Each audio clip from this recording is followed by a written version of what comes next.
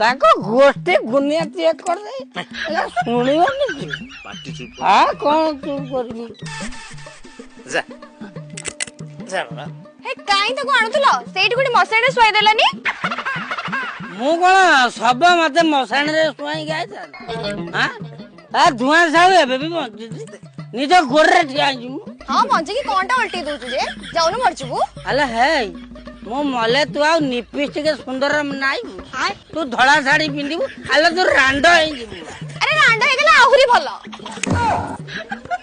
ଆରେ ମଶା ଲାଗୁଛି ତ ଧଣ୍ଡ ଆଉ ଭାଉଜଙ୍କ କାମରେ ଆସୁନି। ରବା ମୋ ମୁଣ୍ଡ କାମ କରୁନି, ତୋ ଦଣ୍ଡ ନା ମୋ ହେଇଠି ମଧୁଆ ଖାଇବା ବାଢି ଦେଇଛି, ମୁଁ ଯାଉଛି। ଆରେ ଖାଇବା ବାଢି ଦେଇଛି, ମୁଁ ଯାଉଛି। ଭାଉଜ କୋଉଠି କଣ କରୁଛି କିରେ?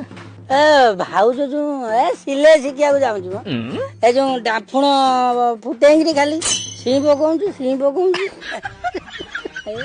ଆରେ ତୋ ଡାଫଣ କଣ କାମ କରୁନି କିରେ? ଭାଉଜ ଯାଇକି ପର ଡାଫଣରେ ଆଉ ମୋ ଡାଫୁଣ କଣ ଡାଫୁଣ ହେଇକି ଅଛି? ଆଉ ମୋର ପେଚ ହେଇଗଲା।